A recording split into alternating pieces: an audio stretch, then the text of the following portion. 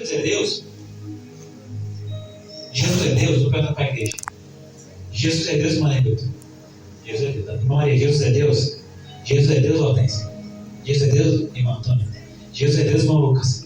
Irmã Evelyn?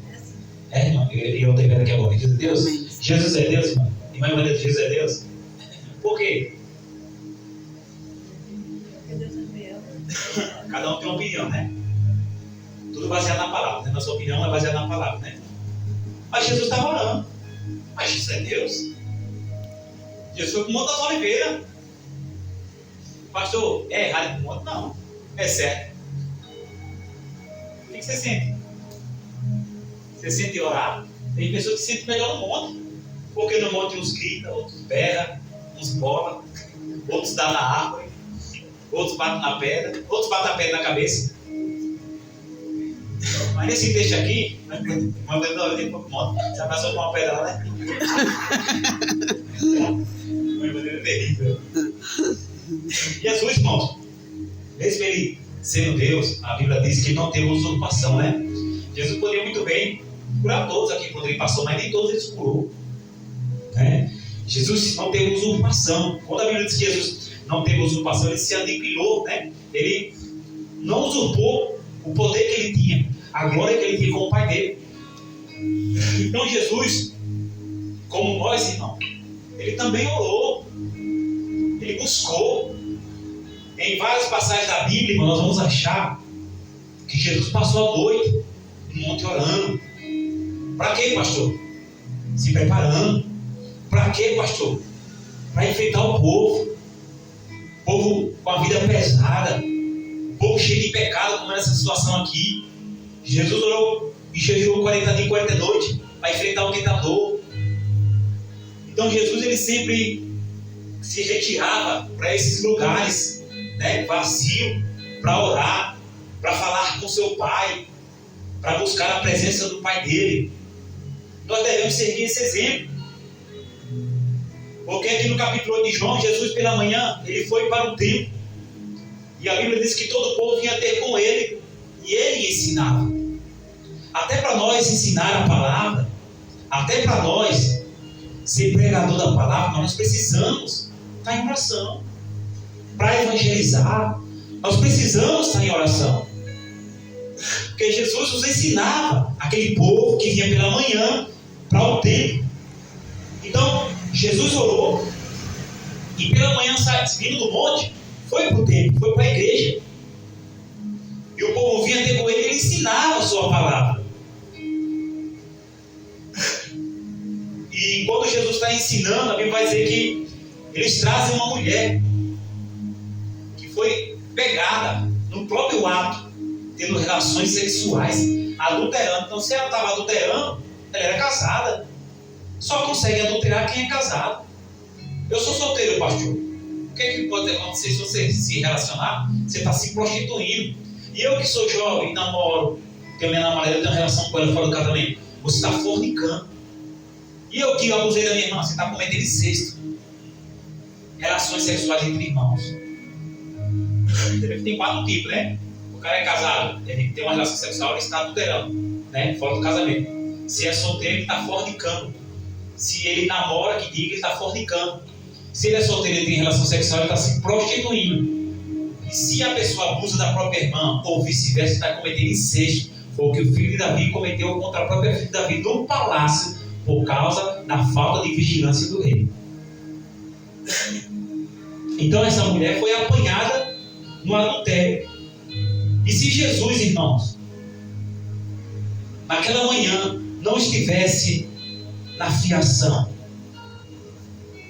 e se Jesus naquela manhã, irmã Maria, não tivesse espiritual, porque se ele foi orar, porque ele estava se abastecendo. Mestre, ela foi apanhada, tu vai dizer o que, Jesus? Meta a pedra, na lei de Moisés, a pedreira, mas Jesus tinha amor, Jesus estava preparado. O que é que você vai entregar para os pecadores aí fora? Você foi evangelizar? Está orando para isso? Está se consagrando para isso? Porque alguém aí fora pode pedir uma palavra a você, não só sábado, mas qualquer dia, porque quiseram pegar Jesus, que é perfeito, irmão, que é perfeito em nós, irmãos. Desenrola aí, Jesus, esse manto. Eles provando Jesus para ver qual era de Jesus. Se ele disser apedrejo, vamos perguntar onde é que está o modelo. E se ele não fazer nada? Ele aceita tudo. E Jesus disse que não tem pedra, que atire a primeira pedra. Eles reconheceram que eles também eram homens limitados, cheios de defeito. Sabe qual é o nosso problema, irmãos? Que nós julgamos que estamos aqui, somos perfeitos. Quem está lá fora está perdido. Está perdido sim quem está lá fora, se não se reencontrar com Jesus, se não se consertar, se não se alinhar. É mais fácil. A Bíblia diz que os últimos serão os primeiros. Então, às vezes, você aceitou Jesus tem 10 anos, daqui a pouco você desvia. E o cara que aceitou agora vem, e os primeiros, os derradeiros, os primeiros.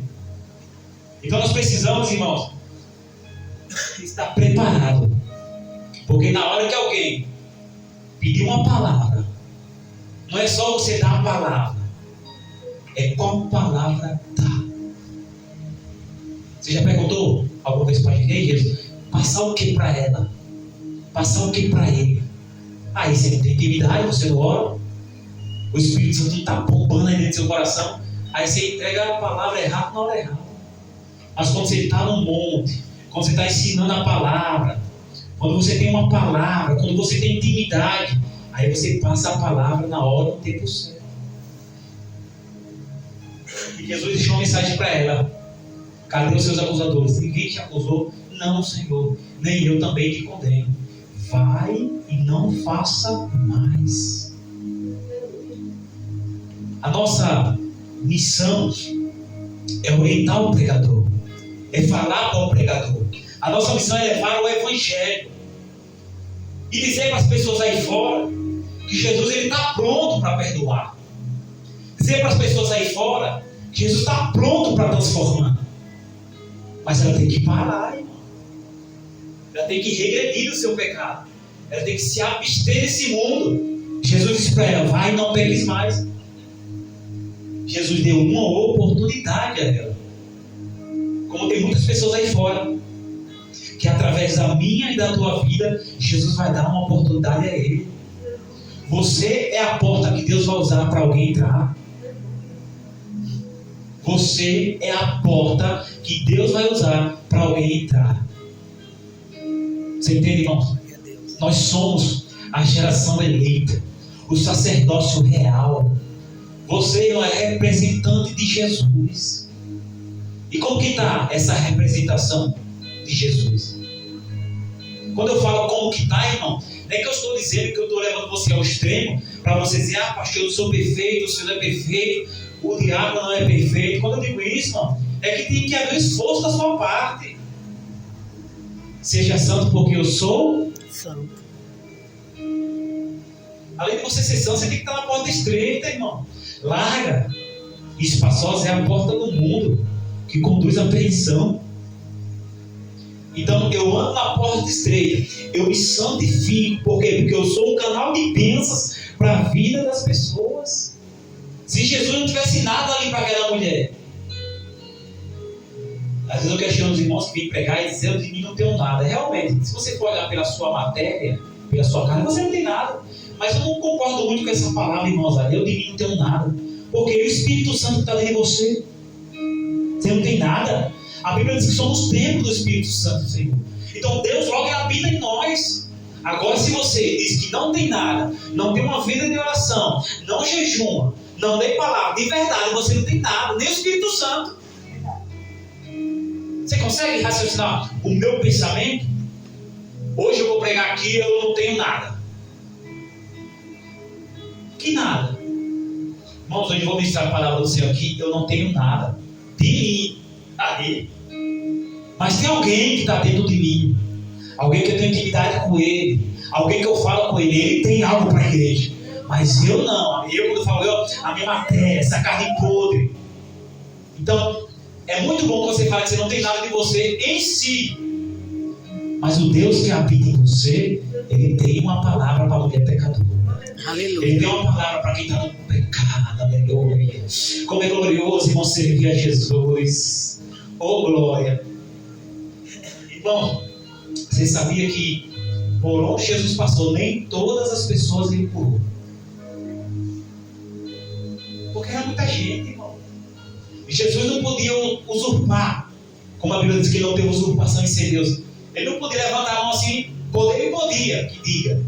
Mas ele não podia usurpar do poder em ser Deus. Ele podia levantar a mão e dizer, eu curo toda a cidade de Jerusalém. Eu curo todas as cidades de sua cruzinha, eu curo Jerusalém. Ele podia, mas ele estava usurpando o poder. Ele veio aqui e se aniquilou, tomou da forma humana e morreu na cruz por mim e por você. Pastor, por que eu tenho que pregar a salvação? Diga assim, pastor, por que eu tenho que pregar a salvação? Porque tem que pregar a salvação. Porque você é salvo. Aleluia. Porque se você não pregar o evangelho, estou falando isso porque nós estamos na semana do evangelismo, irmão. Então o pastor está trazendo palavras assim, visando o campo, né, irmãos? Tem muitas outras passagens sobre o campo, sobre o evangelismo. Então nós queremos que as pessoas se salvem porque nós somos salvos pela palavra. Pastor, eu que não evangelizo, eu que não quero fazer a obra, eu que não quero dizer que Jesus cura, salva, liberta, limpa o homem e leva para o céu. Então você está sendo egoísta. Você quer a salvação só para você? Acho que não, né, irmãos?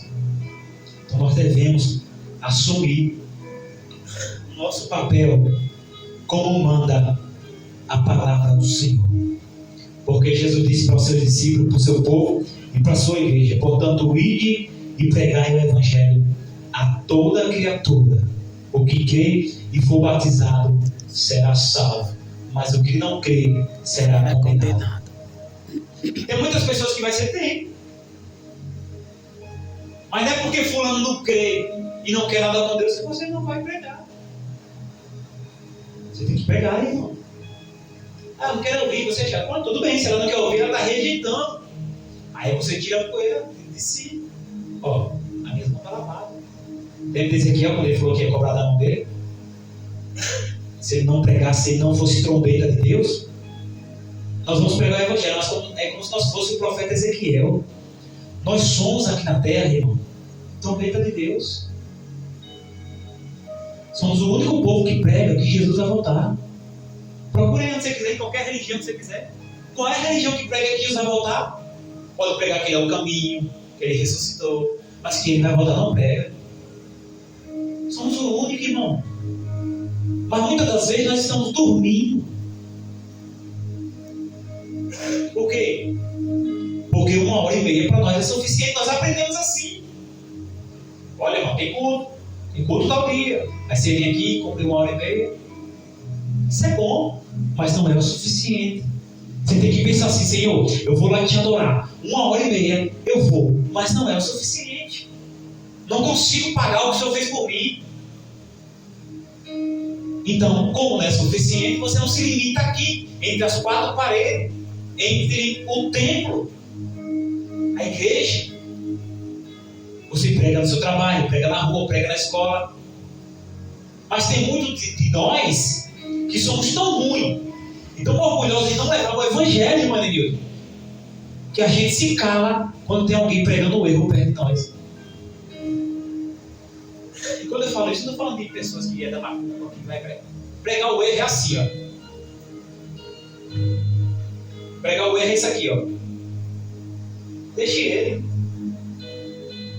Não é besta, viu? Uma mulher besta. A mulher hoje está assim. Deixa aquele. Aí você está lá ouvindo uma palavra dessa e se conforma.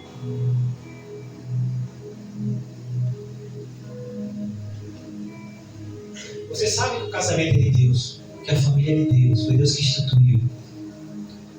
E que Deus disse para o homem não deixar, para o homem não separar aquilo que Deus uniu, ajudou. Aí você se conforma. Se vacilar comigo, eu deixo mesmo. Você está pregando contra você. Tem pessoas que é assim. Se mostrar comigo, qualquer coisa, eu não aguento coração, eu largo logo. Você está pregando errado para você mesmo. Olha que interessante. Eu estava falando de pregar para alguém, né? Alguém está pregando para o outro e você aceita. É uma coisa assim: seu filho está na droga, é assim mesmo. A juventude está tudo na droga mesmo. Não, irmão. Você tem uma palavra que liberta, que está na tua vida, Jesus. Prega para ele, conhecer a verdade vos libertará. A pessoa quer fazer, faça, mas não com o seu consentimento. Se posicione, né, irmã Gabriela? Se posicione contra as obras do mal. Você está entendendo? Porque assim, o exemplo, o irmão peca. O irmão está no adultério. Aí eu digo assim, olha, irmão, fica aí no banco, daqui uma semana você volta. Você adulterou, mas assim mesmo, Davi adulterou. Não, irmão. Não se limita só a isso, não. A verdade está na nossa mão. A verdade está no nosso controle. Está dentro de você a verdade. Não tem quando alguém está morrendo e a pessoa não socorre? Isso se chama omissão. Você pode além de socorrer e não socorreu. Você omitiu, né? Você se omitiu, você não ajudou. Isso é crime. Bem assim é no sentido espiritual, irmãos. Você pode pregar para alguém, mas você não prega. Você está se omitindo. Tendo a verdade e sabendo que aquela vida está no erro. Esses homens aqui da lei, os escribas, queriam fazer justiça na vida daquela mulher. Porque a lei mandava assim. Ah, esses homens eram maus, mas não era a lei. Aqui fora, matou, vai preso, né? Era a lei. É como se alguém matou, tu sai até Jesus. Jesus faça alguma coisa aí. Era a lei na época. Não é porque eles queriam praticar a justiça, é porque eles queriam cumprir a lei. E a lei falava isso. Então tu sai para Jesus. Tem coisas também que não é para nós pôr nossa mão. Tem coisas que tem que entregar a Jesus, irmão. Mas você tem que fazer a sua parte. Está no seu alcance, pregue. Está no seu alcance, fala a verdade. Está no seu alcance, recurse. É como uma funcionária lá da GR, né? Uma IBM trabalha, ela comentou comigo. E estava falando, não lembro o assunto que a vez falou, mas tem uma mulher lá que adora as imagens. Aí a mulher que é crente, da Deus é amor, falei, não sei o que, ela falou não sei o que a respeito das imagens. Ela confundou a católica e adora as imagens. Mas naquela hora ela não engoliu o sapo. Ela não se omitiu de falar a verdade. Porque estava dentro do contexto, dentro da conversa, na reunião deles. Então você como crente está aceitando as coisas erradas dentro do seu lado. Dentro do seu lar, dentro da sua casa, dentro da sua empresa, dentro da empresa que você trabalha. Pode meu filho fazer, mas vai saber que a mãe já falou a verdade. O marido falou a verdade para a mulher falou a verdade. Ele faz e ela faz. Mas debaixo da verdade que já foi explanada na vida dela. Por quê? Porque ela não vai ser como inocente. Senhor, a mim nunca falaram isso. Você entende? Cuida da tua casa, irmão. Ai, mãe, é isso. Não quis usar aí. Cuida da tua casa, irmão.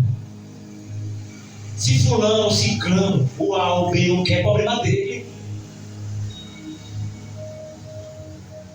A responsabilidade naquele dia vai ser cobrada de mim, de você que já conhece. Tá entendendo? Ah, meu filho, 15 anos. Ah, ele teve que responder o teu cabelo. Tem certeza que é para cortar o cabelo? É. E aí, como é que tá a área de escola? Como é que tá dentro de casa com a sua mãe? Como é que tá? E as amizades? Estão dando pra você seguir? Cuidado, quem não honra pai e mãe vive pouco aqui na terra. É mandamento com promessa. Tem 15 anos, mas a verdade não vai cara a cara, mas vai pelo zap. Vai pela ligação. Eu não se omito. Quer ir para o inferno, filho? Vá. Mas não porque o seu pai deixou de pregar para você. Não que o seu pai apresentou você quando você era pequeno na igreja. Não quando o seu pai teve que pôr em Sergipe e levar você a todos os cultos. Agora, cresceu, se desviou, a culpa não é de papai, não. É como dizer, essa culpa eu não carrega. Não carrega a culpa que é sua, irmão. Tira de você esse fardo de dizer, não ouviu o evangelho por causa de você conhecendo o evangelho. Minha mãe nunca ouviu o evangelho. Não ouviu por quê? Se você é filha da sua mãe e não pregou para ela faz 200 anos. Se é mãe, se é pai, prega para ele, filho. Prega para ela, se ela morrer. Sem conhecer o evangelho por causa de você, vai querer o sangue da sua mãe. É Bíblia que eu estou pregando para você. Pode ser o Papa, irmão. Papa, se tudo se converter, tu vai descer. Não se omita. Agora eu digo para você, ore, vá para o monte, jejum e pague preço, para você saber como Deus vai te usar, para você saber como Deus vai falar. Não de qualquer jeito. Você entende, irmãos? Então Jesus, ele passou a noite no monte orando, para de manhã ensinar a palavra. É por isso que às vezes a gente cobra, não, para pregar você tem que ser um homem de oração. Porque se você for um pregador sem ser um homem de oração, não sai nada. E às vezes as palavras que saem da sua boca nem efeito tem.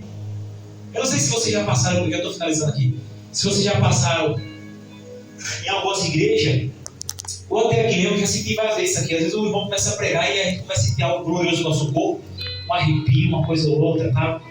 É porque o irmão está na oração, irmão. Está no jejum, automaticamente a unção que está na vida dele vai tocando na igreja. E a gente sai renovado. Nós não podemos depender da unção do irmão. A igreja não pode depender da unção do pastor.